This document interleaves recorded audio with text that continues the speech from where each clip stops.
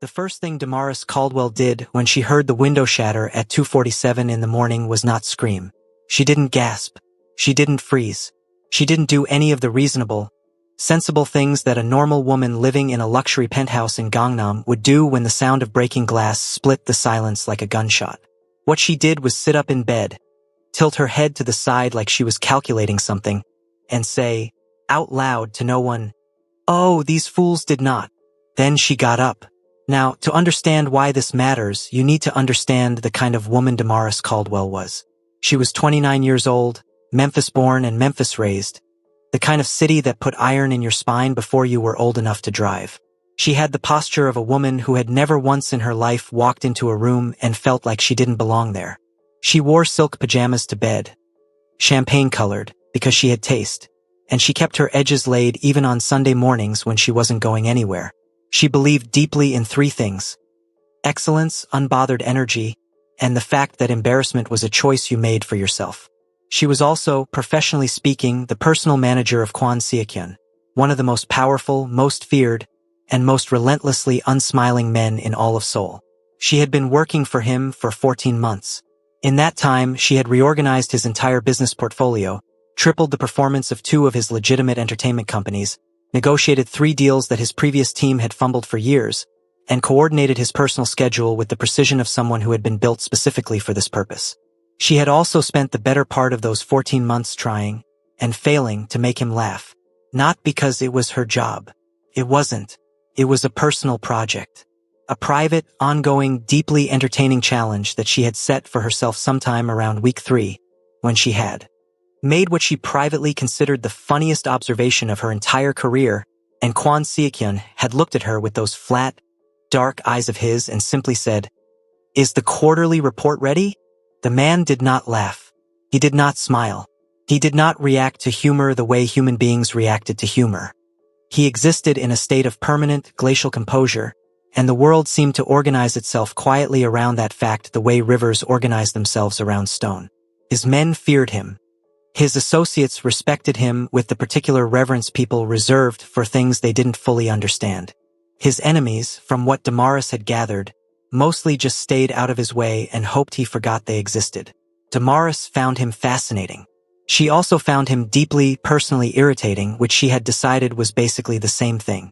She thought about all of this in approximately 1 second as she stepped out of her bedroom and into the long, dark hallway of the penthouse, because her brain worked fast and her feet worked faster. The penthouse had a layout she knew by heart. She had been staying in the guest suite for the past 3 days while her own apartment was being renovated. A fact Seok-hyun had agreed to with exactly one word: fine. She knew where every room was. She knew where the kitchen was.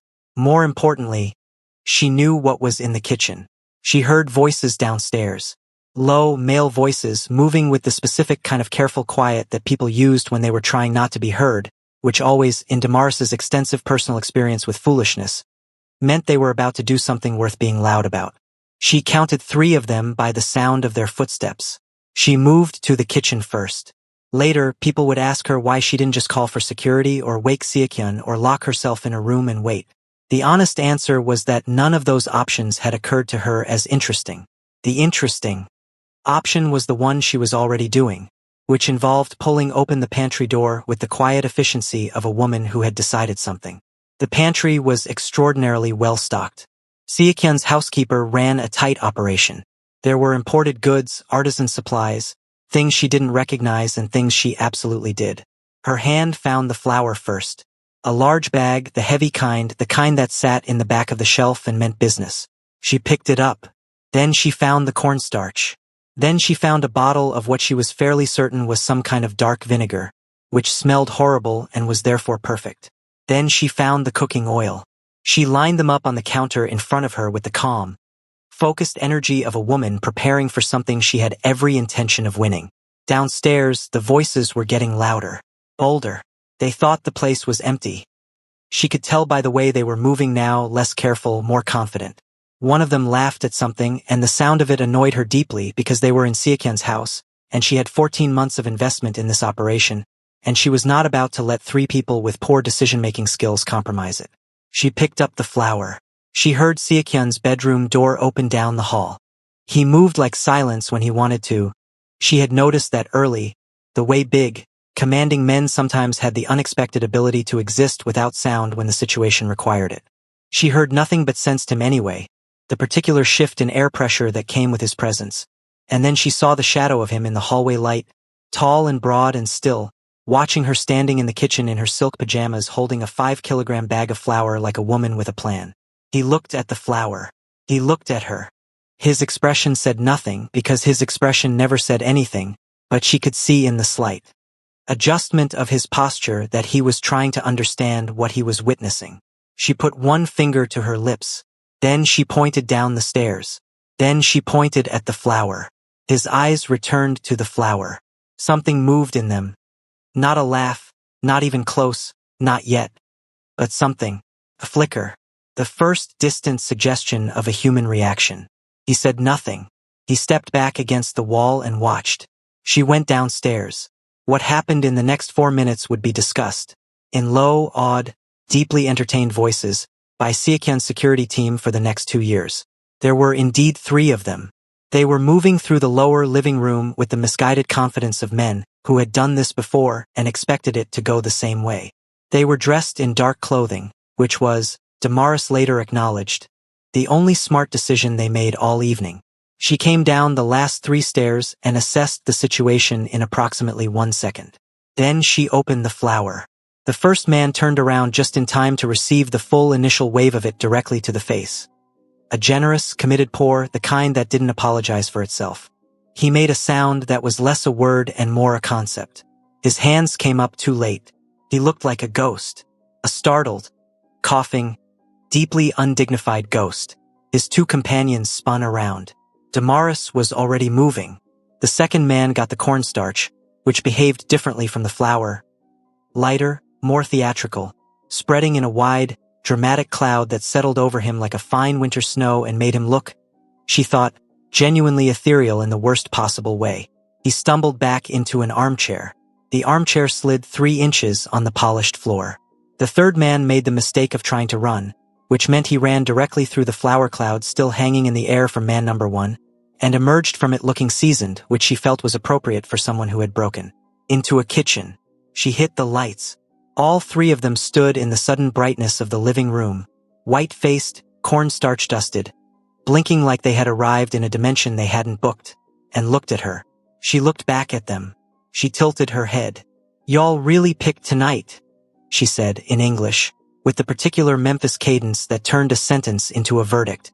"Of all the nights in all of Seoul." She looked at the first man. "You look like a bao bun, baby. I am so sorry." The second man tried to say something and inhaled cornstarch. She uncapped the vinegar. "I'd really think hard about your next move," she said pleasantly. "Because I have got a whole pantry and absolutely nothing to lose." None of them moved. From the top of the stairs, in the deep quiet of the penthouse, there was a sound. Started small. A breath, almost. The kind of sound a person made when they were trying not to do something and losing badly. Then it broke open, low and rough and completely unguarded. The sound of a man who had not laughed in so long that his body had almost forgotten the mechanics of it and was now remembering all at once, helplessly, in the middle of the night in his own home. Kwon Seokyeon was laughing. Not a polite laugh, not a controlled laugh. A full, undone, cannot stop it laugh, the kind that bent him slightly at the waist and made him press one hand to the wall because he apparently needed the structural support.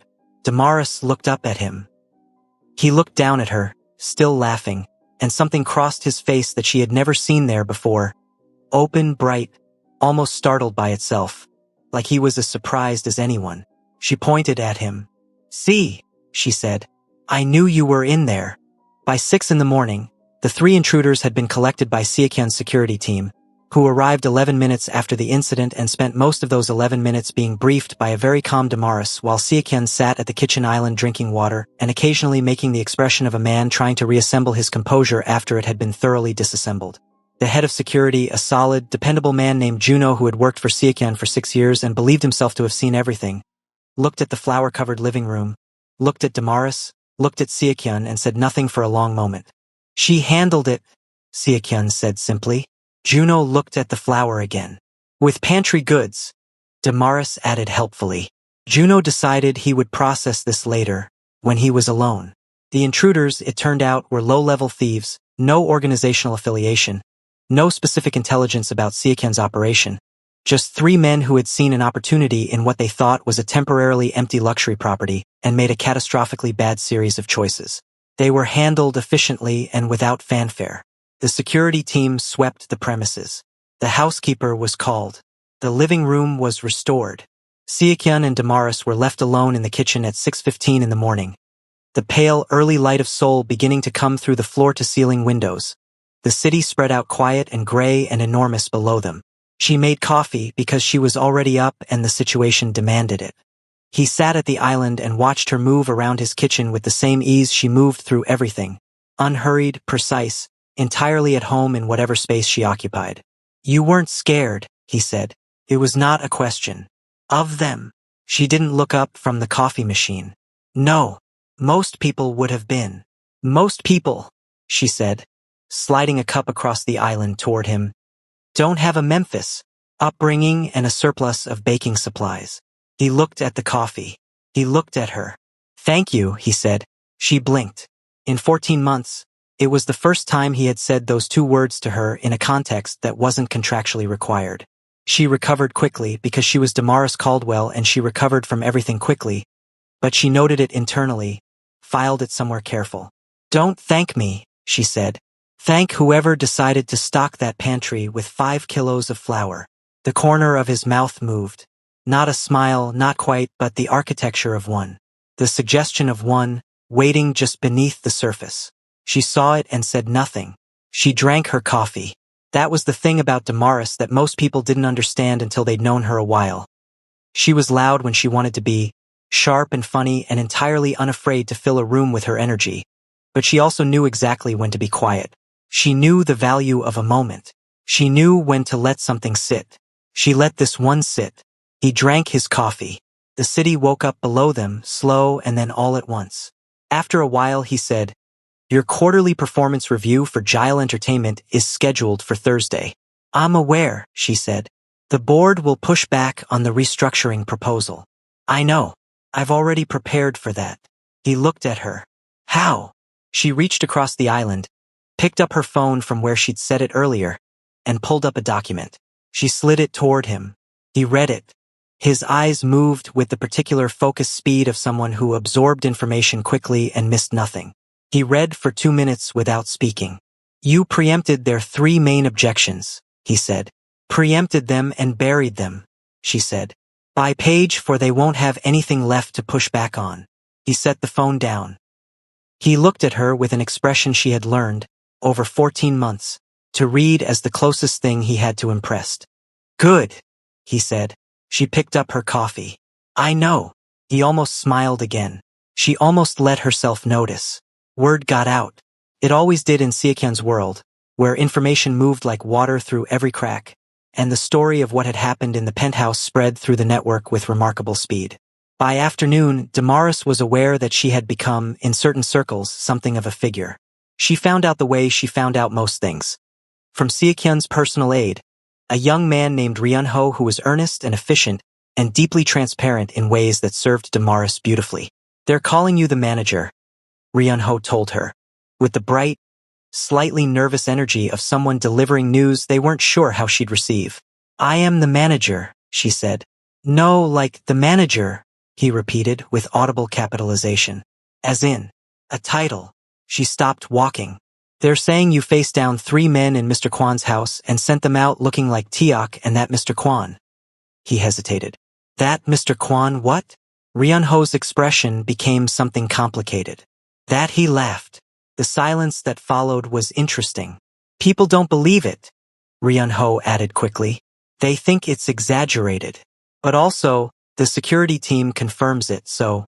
"Ryun-ho," she said. "Yes. Clear my 2 o'clock. I need to prep for Thursday and I want it uninterrupted." "Of course." He paused. Do you want me to say anything?" "To the people who are asking." She considered. "Tell them the flour was unseasoned," she said. "I want them to know I showed restraint." Ryun-ho stared at her. She walked away. 2 floors up, in his office, Seokyun was in a meeting with 3 of his senior men, the kind of meeting that happened behind closed doors and involved very few words and a great deal of understood meaning. His lead strategist was speaking. The others were listening with the attentiveness of people who understood that inattentiveness had consequences. Seokyun was listening too, but some part of him, some small, recently unlocked, deeply inconvenient part, was replaying the image of Damaris Caldwell standing in his living room at 3 in the morning in champagne silk, holding a bag of flour, looking at 3 grown men like they had personally offended her standards. You'll really pick tonight.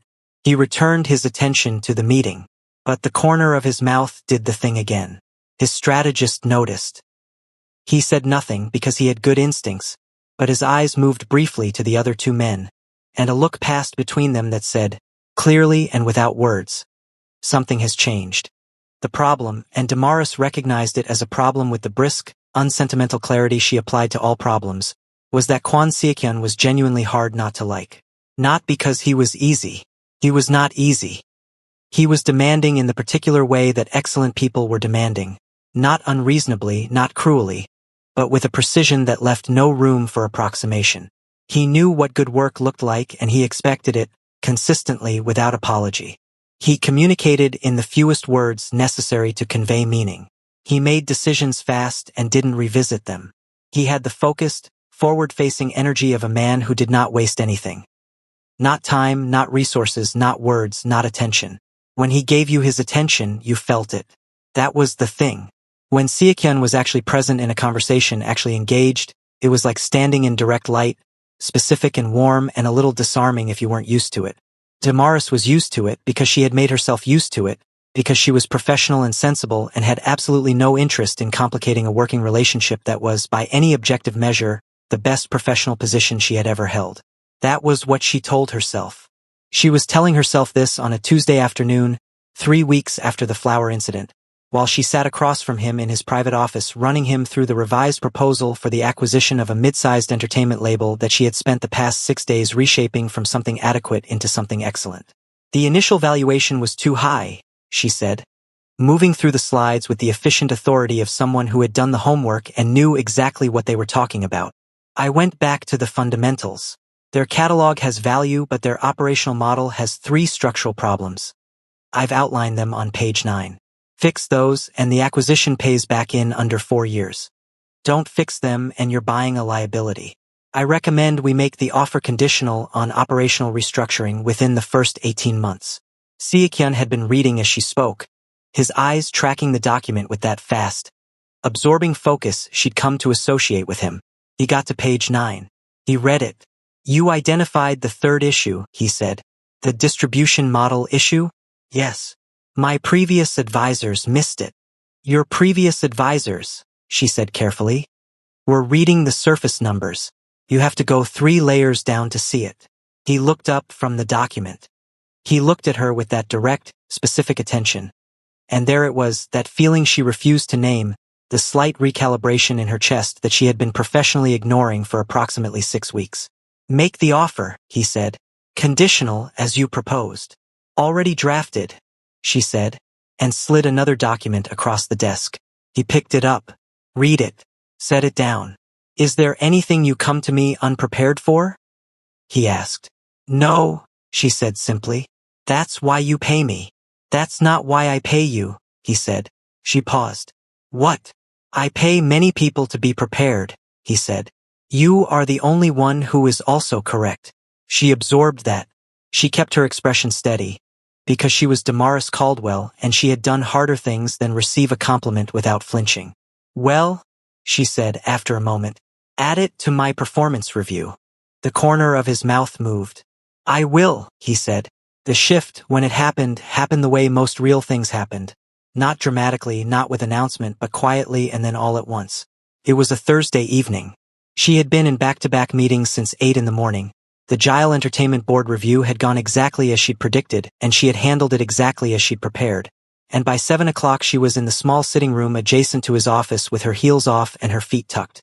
Under her on the chair, reviewing notes on her tablet with the focused, slightly glazed energy of someone running on excellence and caffeine. She heard the door and didn't look up. The board confirmed, Seokyun said. I know. Juno texted me. You buried them by page 4. I said I would. She looked up then. He was still in his full formal suit, which meant he'd come directly from the boardroom, which meant he hadn't stopped anywhere between there and here. Something about that landed quietly. He sat down across from her. Not at his desk. In the chair across from her. Close, the way people sat when they weren't thinking about the geometry of the room and were just sitting. The Gile restructuring, he said. You pushed for it for 4 months before I approved it. You took a while, she agreed pleasantly. I was testing whether you'd hold your position.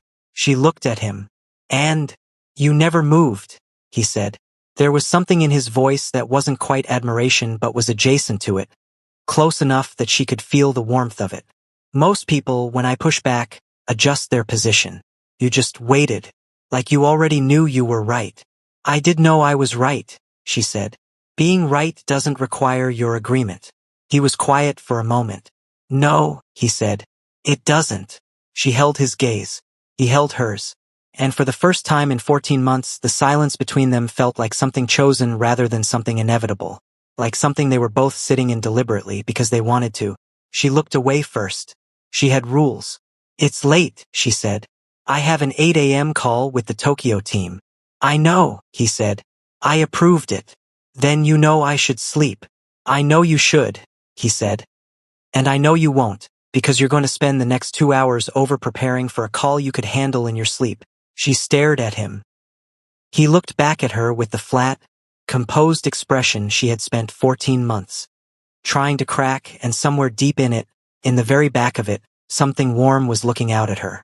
You know me, she said, came out quieter than she intended. I've been paying attention, he said. She stood up. She picked up her tablet. She picked up her shoes. Good night, Siekyun, she said. Not Mr. Kwan, which was what she always called him, what everyone called him, what the entire professional architecture of their relationship had always called him. His name. Just his name. He looked at her. The warmth in his expression moved forward, just slightly, like it was deciding something. Good night, Damaris, he said. She left. She walked down the long corridor to her office and closed the door and stood in the middle of the room for a solid 30 seconds, completely still, before she said, quietly and with feeling, absolutely not. Then she sat down and over-prepared for the Tokyo call. She didn't acknowledge it for 3 more weeks. This was a conscious, professional, and frankly impressive act of will, and she was proud of it. She filed documents and ran numbers and restructured a media company and negotiated 2 contracts that made Siekyun's legal team openly emotional with relief, and she was excellent and present and completely professionally appropriate, and she did not think about the way his voice had said I've been paying attention in a quiet room at 7:30 in the evening. She thought about it a little, but she was disciplined about when. The situation was forced into clarity, as situations always were eventually, by an external event which in this case took the form of a charity gala at a luxury hotel in Jongno, the kind of event that Seoul's Money attended and watched each other at, the kind of room where how you moved through it was a statement and who stood next to you was a declaration. Siekyun attended these things occasionally. Damaris managed his appearances with surgical precision. When to go, when to send a representative, how long to stay, who to be seen with, who to avoid. She had built his public profile the way an architect built a load-bearing wall. Deliberately and with full knowledge of what it was holding up. She had planned to wait outside in the car, as she usually did. He said, "You're coming in." She looked at him. "I'm not on the guest list. I added you." "When?" "Yesterday." She opened her mouth, closed it. "That's not protocol." "I know," he said, in a tone that meant he had evaluated the protocol and found it insufficient. She went in. She wore burgundy. Deep, rich burgundy with a structured bodice and wide-leg trousers that moved with her like they'd been made for exactly this kind of room. Because they had been, because she did not go anywhere unprepared. She wore her hair up, gold earrings, heels that added 3 inches to her already considerable presence. She looked like money and intention. And a woman who had never once apologized for either. The room noticed. Rooms always noticed Damaris, not because she asked them to, but because she was the kind of person whose energy arrived slightly before she did, announcing itself. She noticed the room noticing, cataloged it efficiently, and focused on her job, which tonight was to navigate Seokyun through a very specific subset of interactions that would serve specific strategic purposes and then extract them both before the evening became social rather than useful. She was good at it. She was always good at it. She moved through the room with him, and she was fluid and sharp and exactly the right degree of warm to exactly the right people, and she watched Seokyun watch her work with an expression she had learned by now to read accurately. He was proud. That was what it was. It sat on him quietly, the way all his feelings sat on him. Compressed, restrained, barely visible. But she could see it, and the seeing of it did something unruly to her chest. "You're doing it again," she said. During a brief moment when they were standing slightly apart from the nearest conversation, both holding glasses they weren't drinking. "Doing what?" "The thing where you watch me like you're keeping score." He looked at her. "I'm not keeping score." "Then what are you doing?" A pause. In 14 months she had learned his pauses, the functional ones, the strategic ones, the ones where he was deciding whether to say a true thing. This was the last kind. "Watching you," he said. "Because I like watching you work." She kept her expression steady. She had gotten very good at this. "That's a conflict of interest," she said. "I know," he said. "I'm your manager. I'm aware. This is complicated. Everything worthwhile is." She turned to look at him fully, and he looked back at her, and the noise of the gala, the music, the conversation, the clink of expensive glasses, faded to something distant and irrelevant. "Seokyun," she said. "Damaris," he said. "If this goes wrong," she said, "it will be spectacularly, professionally wrong. I know. I'm from Memphis. I don't do things halfway. If I'm in something, I'm in it. I know that too. Do you?" She held his gaze. "Because I need you to understand what that means before you. I've been in something for 8 months, he said quietly. I've been waiting for you to catch up." She stared at him. 8 months. "The day you told the Tokyo board their projections were adorably optimistic," he said. "That was the day." She had never in her adult life been rendered speechless. It lasted approximately 4 seconds. "That's a very strange moment to fall for someone," she said. "You were right," he said simply. "You were right, you knew you were right, and you didn't soften it for anyone." "I was going to soften it," she admitted. "And then I looked at those numbers again and I couldn't do it." "I know," he said. "That's the day." She laughed. Fully, unguarded, the real laugh, the Memphis one, the one she didn't edit. It came out of her like warmth and relief and the particular joy of being completely, absolutely seen. He watched it happen. He watched her laugh and something in his face went open and full and entirely undone. The same way it had at the top of the stairs with 3 flower-covered men in his living room. Helpless, surprised, beautiful. "You're doing it again," she said when she caught her breath. "What?" "Smiling." "I'm not." He stopped. He was smiling at her, quietly, completely. "You've got a whole face," she informed him. "Under there." "So I've been told," he said. "Only by me." "Only by you," he confirmed. She looked at him for a long moment. The gala moved around them, oblivious. Somewhere across the room, she was aware of eyes. She was always aware of eyes. People noticing the way they were standing, the specific proximity, the conversation that was clearly not professional even to someone who couldn't hear it. Let them look. She had stopped managing perceptions about 4 minutes ago. "After this," she said, "we're getting proper food. Not gala food. Real food. Anywhere you want," he said. "And then," she said, "we're going to talk about what this looks like professionally, because I'm not blowing up a career I built for feelings, even good ones." "Agreed," he said, and meant it, and she could tell he meant it. "And then," she said, "after all of that," she tilted her head. "We'll see." He nodded. He was still smiling, small, warm, private, the smile of a man who had waited 8 months and could wait a little longer because he already knew where this was going. They stayed until the strategic end of the evening because she had a job to do and she did it, and then they left together and Seoul was dark and lit and enormous around them, and they talked for 3 hours over food that was absolutely not gala caliber and was therefore perfect. They talked about everything. About Memphis and what it built in you. About what it meant to hold power carefully and what happened when people didn't. About the acquisition and the Tokyo call and the 3 things she thought he should do differently in his public-facing operations. About his family briefly, which he never discussed, and she didn't push, but she listened completely, and he seemed to understand the value of that. About the flower. They talked about the flower. You were testing something, he said. That night. Not just handling the situation. I always knew you were in there, she said. Behind all that. She gestured at his entire composure. Glacial professionalism? I was going to say expensive silence, but yes. He laughed again. Easier this time. It came out without the surprise of it, without the shock of a rusty thing starting up. Just warmth, just real, just his. She thought it might be the best sound she had ever heard. She would not tell him that yet. She was from Memphis. She had standards about timing. But she tucked it somewhere careful and warm and held it there. 6 months later, the people who moved in Siakyun's world had fully adjusted to the fact of Damaris Caldwell. Not just as his manager, though she remained ferociously, legendarily that, but as the woman who stood next to him in rooms and laughed freely and called him out with the specific fearlessness of someone who knew exactly who she was and had decided he was worth it. His businesses continued to perform extraordinarily. People attributed this to many things. The ones who paid attention attributed it to her. She renegotiated her contract. Upward. Significantly. He signed it without hesitation, which she considered both professionally satisfying and personally revealing. He laughed more now. Not recklessly. He was still Kwon Seokyun, still composed, still the kind of man rooms reorganized themselves around. But there was something alive in him that hadn't been there before, something that showed up in the corner of his mouth at precisely the wrong moments and made his senior team quietly, reverently happy in ways they didn't fully discuss out loud. Juno, the head of security, told his wife the whole story one evening. The flour, the cornstarch, the vinegar. His wife said, "She sounds incredible."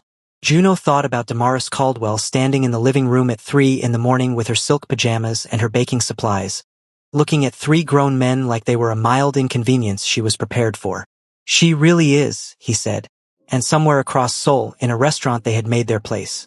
Not fancy, not a statement, just good and real, and there's... Damaris was telling Seokyun about a deal she was going to close on Friday, gesturing with her chopsticks in a way that was technically a table manner violation, and he was watching her with that open, warm, fully alive expression that had become the most recognizable thing about his face. She pointed at him mid-sentence. "Don't," she said. "I'm not doing anything," he said. "You're looking at me like that." "Like what?" She gave him a look that contained the entire history of them, the flower, the silence, the long, slow walk from professional to real. He smiled. Full, certain, entirely unbothered. "You started it," he said. She had absolutely no rebuttal for that. She smiled back. Hello besties, in this story we learned that the right person won't try to change you, they will laugh because of you, show up unbothered, show up prepared, never shrink for a room. The one who truly sees you doesn't need convincing. Be a full package, the rest will follow. Thank you so much for watching. Can you like, subscribe and share?